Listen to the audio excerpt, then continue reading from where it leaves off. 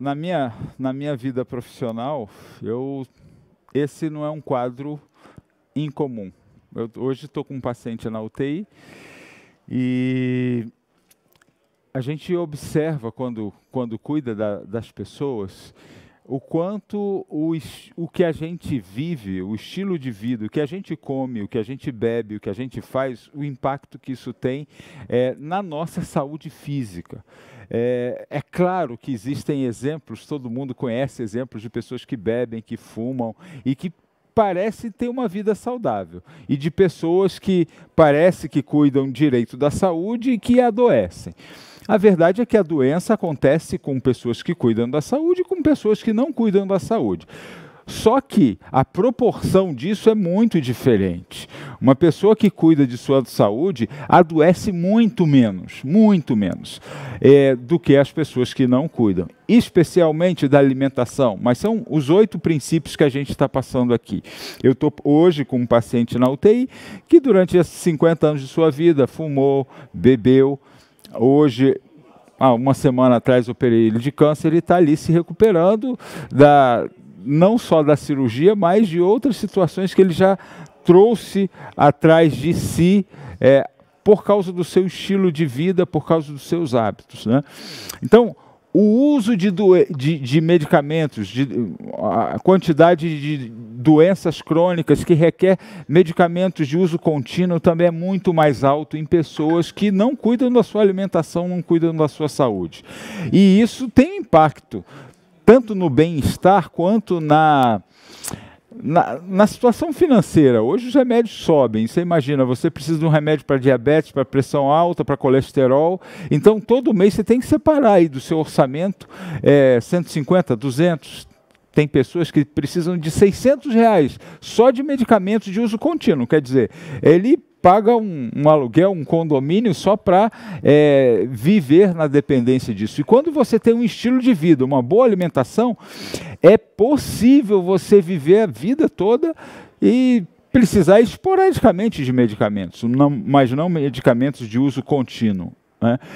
E tão ruim porque os medicamentos de uso contínuo, eles podem controlar a doença, mas existem crises, existem descontrole de pressão alta, de diabetes, situações que você ou esqueceu de tomar o remédio, ou por uma infecção ou qualquer coisa, você passa necessidade. Uma das coisas, só fazendo um parênteses, que a gente estava vendo na Ucrânia agora, que não tem mais comércio, como essas pessoas estão sofrendo, muitos tendo que fugir da sua cidade, caminhando, com seu diabetes descontrolado, porque não conseguiram comprar remédio, com sua pressão estourando, porque não conseguiram comprar e tem que fugir, não tem acesso a isso. Então, é muito importante a gente cuidar da saúde para não depender, ou depender o mínimo possível de uso de medicamentos de uso contínuo, né? E limitações. Muitas dessas doenças, todas elas, as doenças crônicas, elas levam as pessoas a limitações ao longo da doença. É claro que se você tem uma pressão alta e controla direitinho, você tem uma vida muito parecida com quem não tem hipertensão ou não tem diabetes. Mas, via de regra, existem descontroles e, em alguns momentos, ela vai levar a limitações e a necessidade e a limitações físicas. A idade já leva a gente a limitações físicas e a pior coisa de experiência que tem, que é a morte. Eu sou médico e eu não me acostumei com a morte, né? Cuido de câncer, mas não me acostumei com a morte. Eu estava revendo, em novembro foi a minha última paciente que faleceu. E eu, quando tenho que dar essas notícias para a família e tal, eu fico triste um bom tempo e não me esqueço tão facilmente das experiências de morte. Nós não fomos feitos para morrer. Todos nós, em algum momento, vamos morrer. A vida ela acaba para todos, né? Mas é tão ruim quando é um processo de uma doença que poderia ser evitada pelos hábitos alimentares. A Bíblia fala sobre alimentação, sobre saúde? Claro que fala. A saúde física tem a ver com a saúde espiritual? Claro que tem. Embora, como eu falei no início, muitas pessoas falam que isso não tem nada a ver, saúde física com espiritual, alimentação com fé, a alimentação com cristianismo, com religiosidade, é claro que tem a ver. Aqui quando João estava escrevendo para... ele fala: amado, acima de tudo faço votos por tua prosperidade e saúde, assim como prospera a tua alma. Eu espero que do mesmo jeito que a sua espiritualidade prospere, ele está falando para Gaio, ele diz assim: eu espero que a sua saúde também vá do mesmo jeito que a sua espiritualidade. Aliás, nós somos um ser completo, não tem como separar. Saúde física, saúde espiritual, saúde emocional, mental e inclusive a saúde social, quando a gente está bem com a nossa família, com a nossa comunidade ao redor, quando a gente está bem de amigos, está doente fisicamente, isso vai afetar a sua espiritualidade. Não tem como você estar bem, você começa a ter crises com Deus se você está doente. Você acha que às vezes que isso é... Você pode achar que Deus te permitiu essa doença e você fica triste com ele. Você fica socialmente afetado também. Às vezes não pode sair de casa, não pode participar de uma vida social e dentro do trabalho. Isso afeta financeiramente, economicamente também as pessoas, porque a dificuldade... Então, a saúde física, ela afeta toda a nossa vida. E o que é o nosso corpo? Biblicamente, o nosso corpo, a parte física do nosso corpo, ela tem implicação espiritual muito clara, muito clara. Qual é o texto que coloca isso de uma forma mais enfática? Esse é um dos textos, né, que diz assim: acaso não sabeis que o vosso corpo é o santuário do Espírito Santo? Quer dizer, o Espírito Santo habita no nosso corpo, que está em vós, o qual tendes da parte de Deus, e que não sois de vós mesmos. Interessante, porque hoje o mundo diz assim: meu corpo, minhas regras. E a Bíblia diz: o corpo é de Deus, as regras são de Deus. As leis são de Deus, porque fostes comprados por preço. Agora, pois, glorificai a Deus no vosso corpo. Então, cuide do vosso corpo, porque o vosso corpo pertence a Deus. Ele é de Deus. E nós cuidamos do nosso corpo como um presente que Deus nos deu para nós administrarmos. É claro que se nós cuidamos bem, o maior beneficiado somos nós mesmos. E se nós não cuidamos bem, quem mais sofre somos nós, não é mais ninguém. Se eu cuido bem do meu corpo, o maior beneficiado sou eu, e se eu cuido mal, o mais afetado nisso sou eu, mas não sou somente eu. A minha família, a sociedade, aqueles que estão próximos de mim, vão sentir isso também. Então, aqui, 1 Coríntios também fala a mesma coisa, que o nosso corpo é o santuário de Deus. Se alguém destruir o corpo, Deus o destruirá. Então, nós temos a responsabilidade de cuidar do nosso corpo. Como que a gente deve fazer? E aí tem um outro texto, que é 1 Coríntios 10, 31, que fala que quer comais, quer bebais, ou façais outra qualquer coisa, fazei tudo para a glória de Deus. Então aqui está dizendo que tem um jeito de você comer e isso ser para a glória de Deus. Ou beber e isso ser para a glória de Deus. Olha, sinceramente... apesar de, dentro da teologia cristã, existir várias vertentes em respeito à alimentação e a beber, eu diria assim, nem precisa ser cristão para você perguntar se algumas coisas um cristão deve fazer ou não. Se você for a um bar onde as pessoas estão bebendo e falar, o cristão deve fazer isso? A maioria das pessoas que estão bebendo vão dizer assim, não. A maioria pode ir lá e fazer a pesquisa. Vão dizer não. Agora, existem cristãos que acham que não tem nada a ver uma coisa com a outra. Mas não é isso que a Bíblia ensina, e a gente vai ver isso claramente aqui. O que a Bíblia fala sobre o álcool? O vinho é escarnecedor e a bebida forte alvoroçadora. Todo aquele que por eles é vencido não é sábio. Então a Bíblia já diz que não existe sabedoria em beber. E eu diria, além de sabedoria, não existe moderação, temperança, equilíbrio em quem bebe. É um grande erro, o que o nosso Ministério da Saúde ainda fala, porque na Europa vários ministérios de saúde de países europeus já mudaram essa frase, que diz assim, beba com moderação. Então a ordem do governo é assim, beba, como se fosse positivo beber, beba com moderação. O que a pessoa que bebe, a primeira coisa que ela perde? É a moderação. Ela começa a beber, ela perde moderação. Então, como que beba com moderação? Né?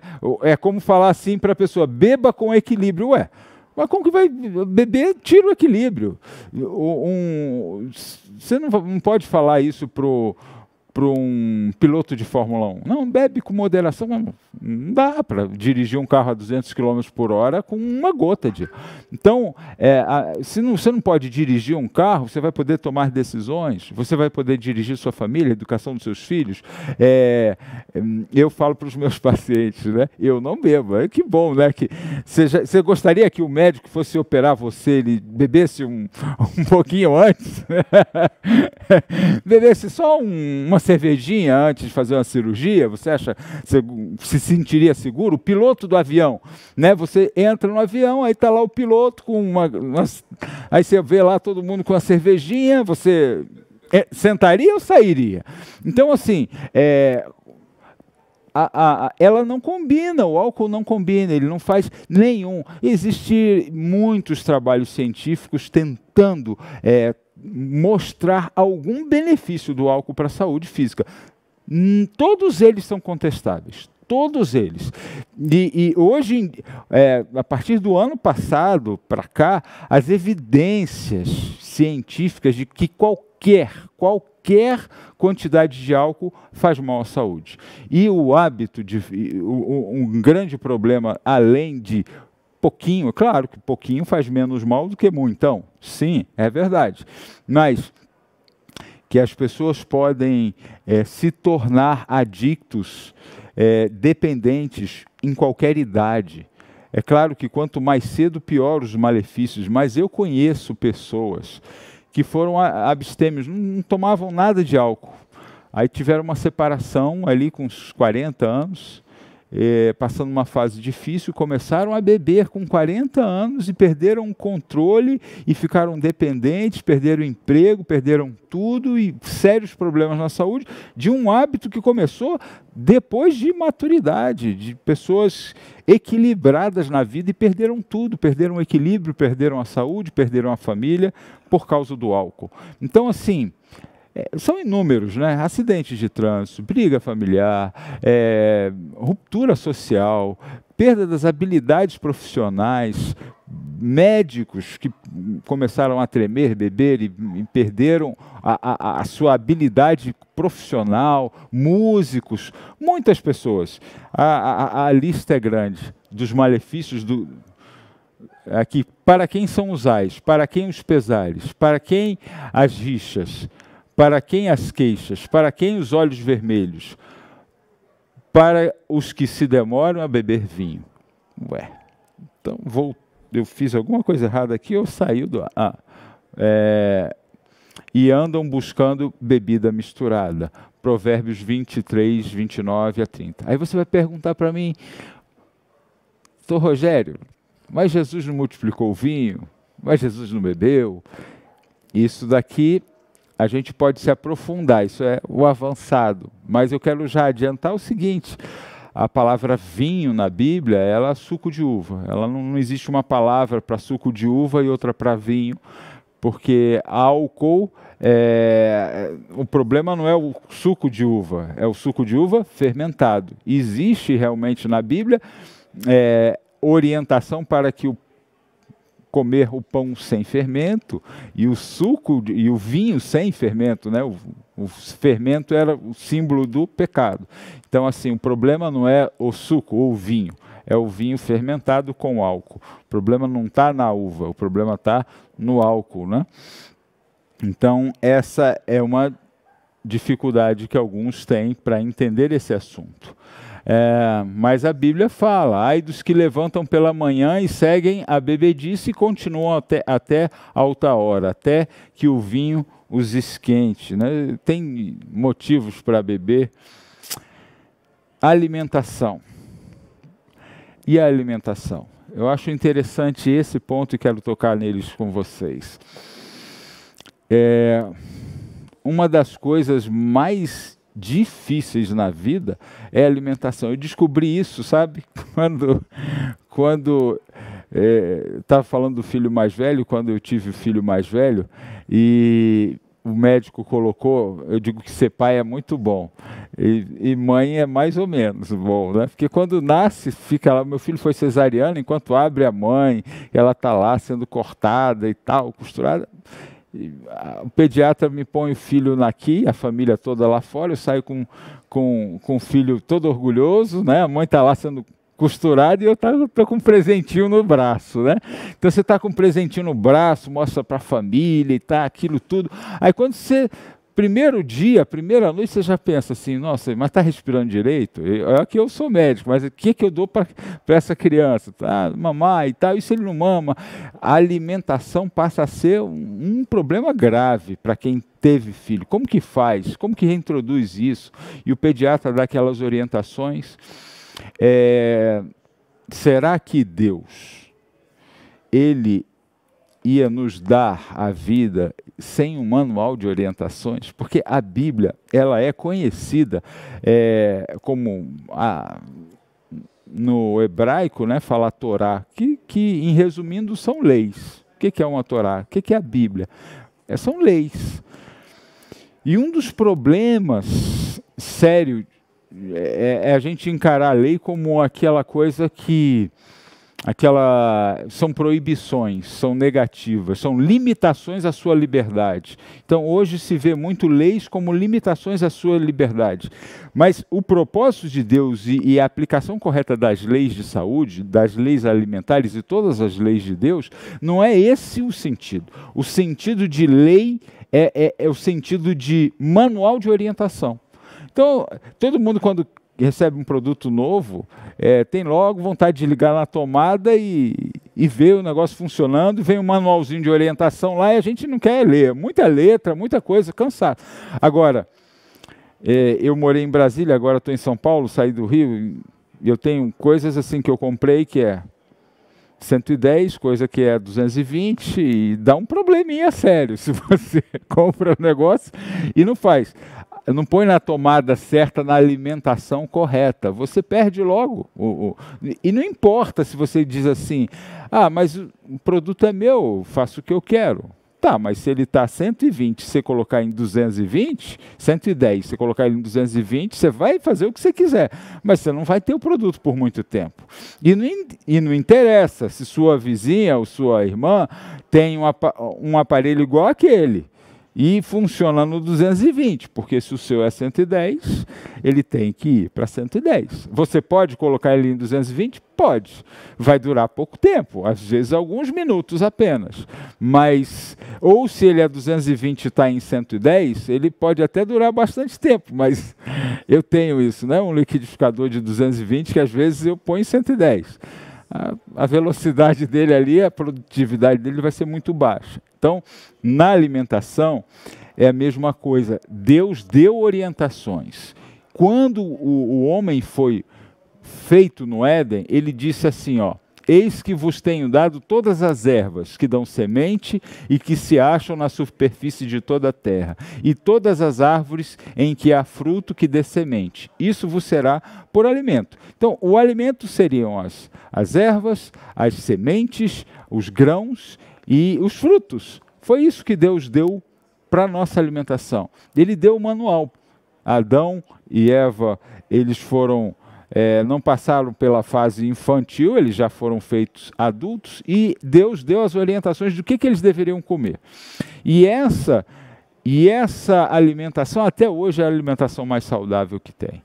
Você pode ver que todos os médicos e programas de saúde incentivam, sérios, eles incentivam você a comer frutas, verduras, legumes, cereais, pode ir. Em qualquer médico vai dizer, não, isso você deve comer isso. Por quê? Porque isso é o melhor guia alimentar, é a melhor orientação alimentar para nós. Aí você diz, e a carne? E os seus produtos? Qual o benefício que isso traz? O que a Bíblia fala sobre isso? Bom, a Bíblia, depois do dilúvio, ela deu orientações para qual carne comer. Mas antes do dilúvio, já existia uma classificação.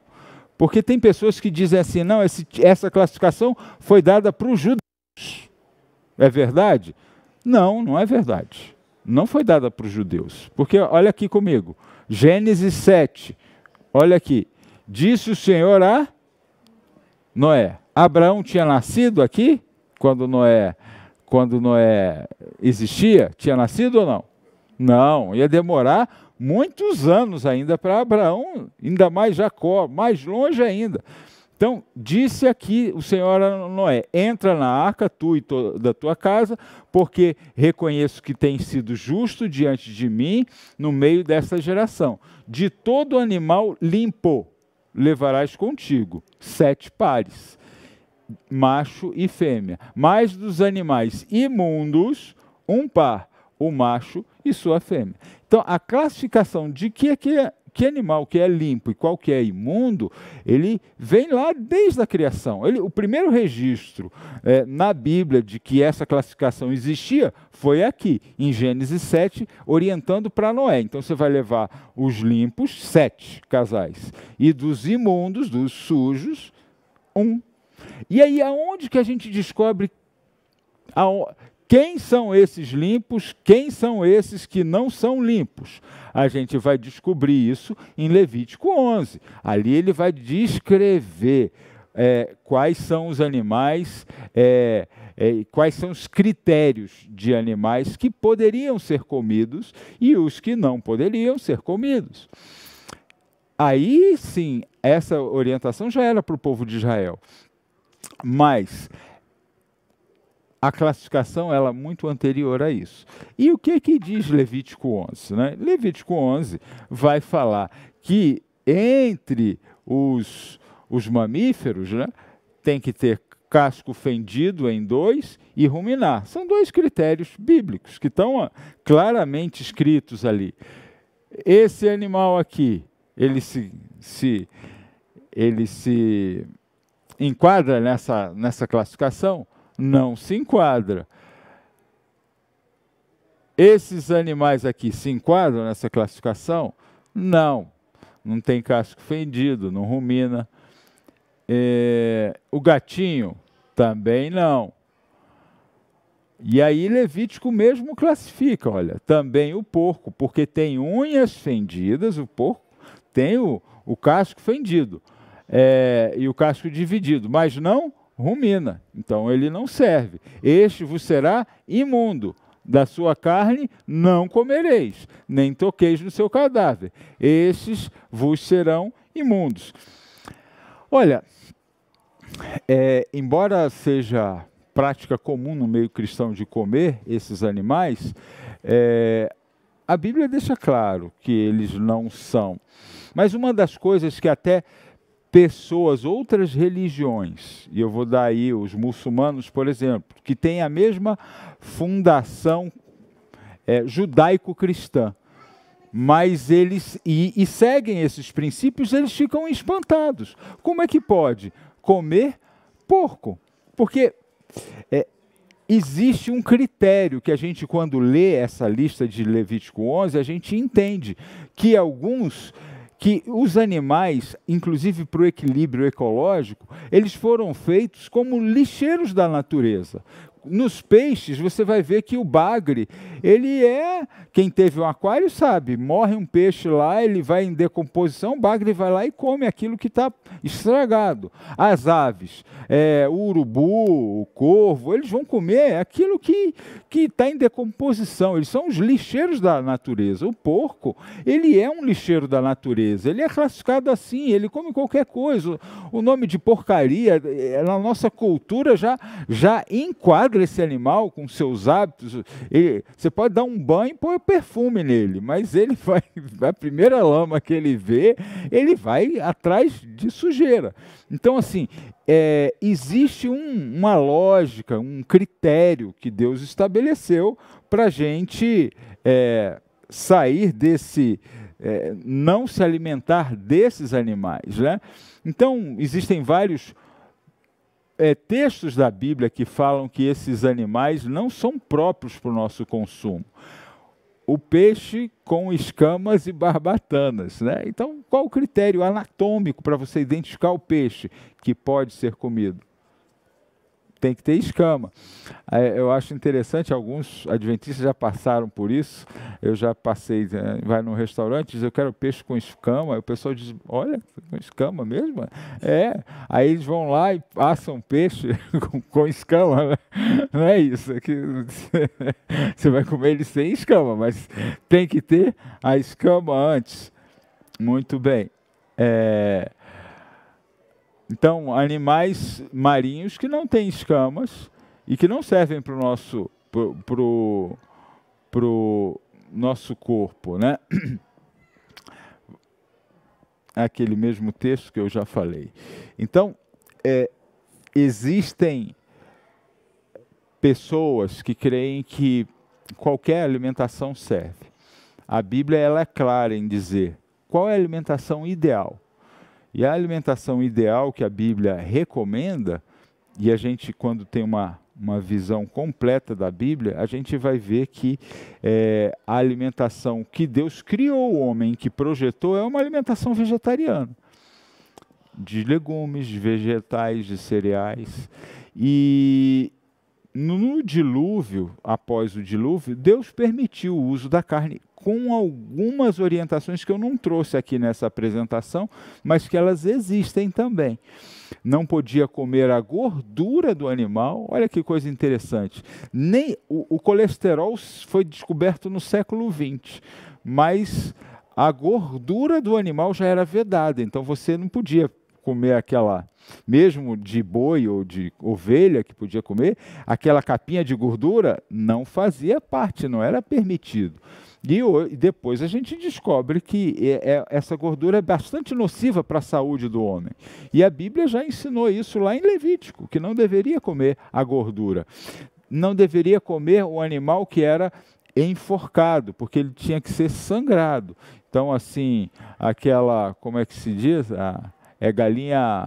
Galinha ao molho pardo, ou cabidela, sei lá. Então, tinha que ser sangrado os animais. Então, até hoje, os judeus, os muçulmanos e alguns grupos de cristãos que seguem a Bíblia como um todo, obedecem essas regras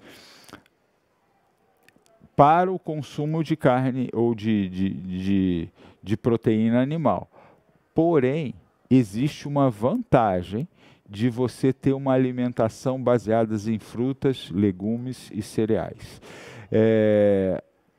Vários estudos entre os adventistas, aqui no Brasil, a proporção de pessoas, de adventistas que comem carne e que não comem carne, é muito desfavorável aos vegetarianos, ou mesmo aos ovo-lácteos vegetarianos. Nós diríamos aí que 70% da comunidade adventista come carne.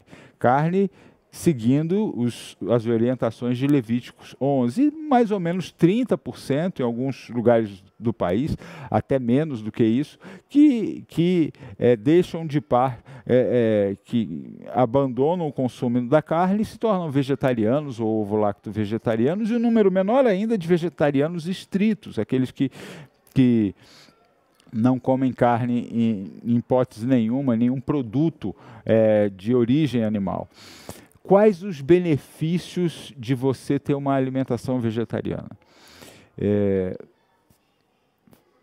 Eu vou começar pelos mais incontestáveis, né? O mais incontestável de todos, unânime, um benefício enorme para a ecologia, para a natureza. A criação de gado, a criação de animais para consumo, ela está muito associada a um grande consumo de água, de bens da natureza, há um desmatamento muito grande e um descontrole do ecossistema. Então, assim, exige áreas muito grandes e exige um mecanismo que polui o meio ambiente. Então, não há dúvida, a própria emissão de gases do gado, ela leva ao aquecimento global.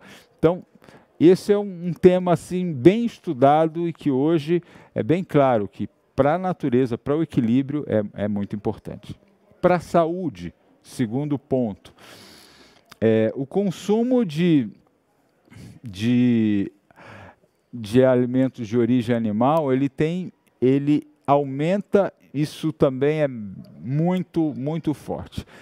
Estudo de populações que são vegetarianas, ovo-lacto-vegetarianas e onívoros que comem carne, existe uma diferença de peso importante nisso. Eu tenho um estudo só sobre isso, né?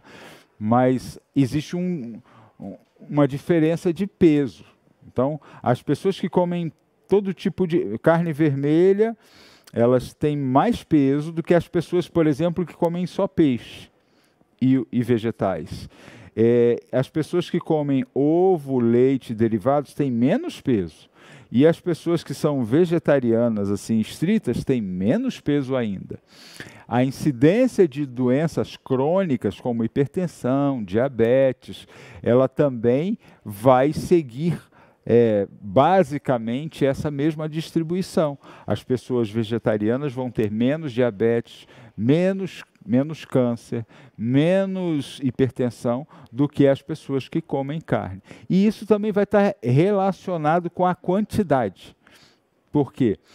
É considerado a pessoa que come carne aquela que come mais de uma vez por mês.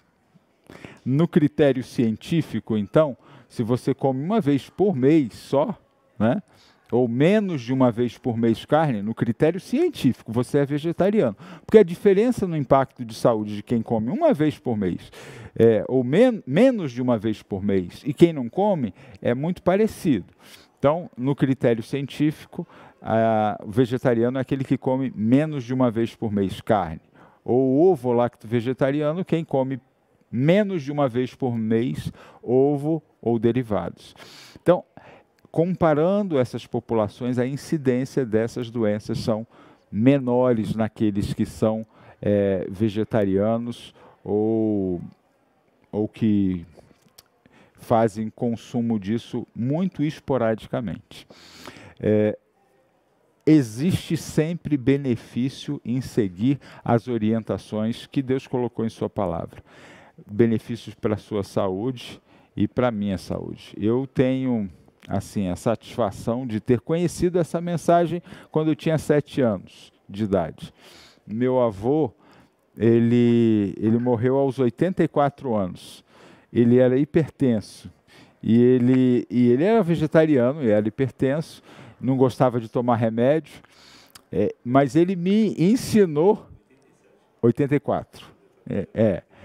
Era hipertenso, com 84 anos, não quis tomar remédio, foi um erro a decisão dele, ele teve um AVC e morreu. Só que meu avô, ele com 84 anos, ele cuidava de uma fazenda, ele subia a cavalo, ele tinha uma saúde física muito grande, mas com o tempo a pressão dele subiu e ele não quis tomar remédio e acabou que uma veia do cérebro estourou e ele morreu, teve uma morte assim súbita.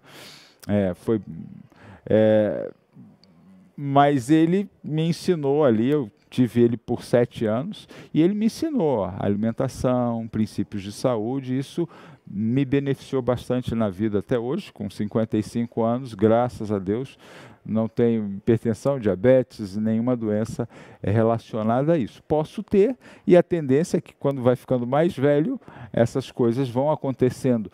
Só que, quando você cuida de sua saúde, faz atividade física, se alimenta corretamente, descansa, tem uma vida equilibrada, essas doenças, se aparecem na sua vida, vão aparecer mais tarde na sua vida.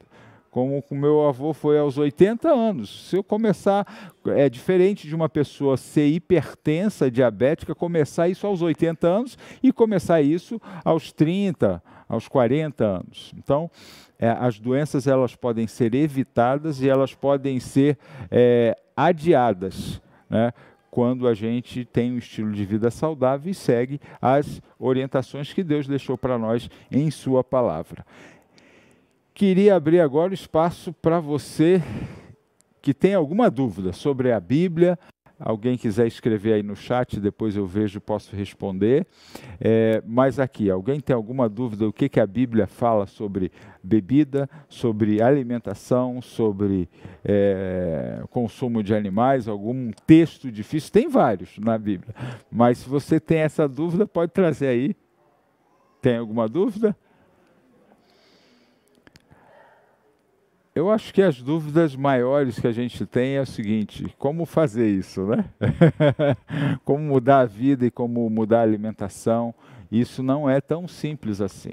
Por isso que a gente está promovendo aqui na igreja uma cozinha saudável para ensinar a preparar alimentos com sabor e com saúde. É muito possível, eu digo isso para você. É muito possível viver bem sem beber, ser feliz. Você não precisa de bebida para ser feliz. Você não precisa de cigarro para ser feliz. Você não precisa de carne para ser feliz. Você não precisa de cafezinho para ser feliz. É possível ser feliz sem depender de alimentos que não são tão benéficos para a sua saúde. E eu quero agora terminar orando por você que tem desejo de ter uma vida saudável, que Deus nos ajude, te ajude a preparar alimentos e ter um estilo de vida saudável, com alimentos saudáveis que fazem bem para o seu corpo, para a sua saúde. Tá bom? Vamos orar então? Querido Pai que estás nos céus, nós te agradecemos, Senhor, pelas tuas orientações, pela tua palavra que nos ensina como ter uma vida melhor e como ter uma saúde melhor. Eu peço, Senhor, que a bênção que o Senhor prometeu para que nós tenhamos uma saúde, uma boa saúde, um corpo em que o seu Espírito possa habitar, se realize na vida de cada um de nós aqui. Nos dê força de vontade, nos dê sabedoria, nos ajude a planejar e a nos organizar para ter um estilo de vida e uma alimentação saudável. É o que te pedimos, agradecidos em nome de Jesus. Amém.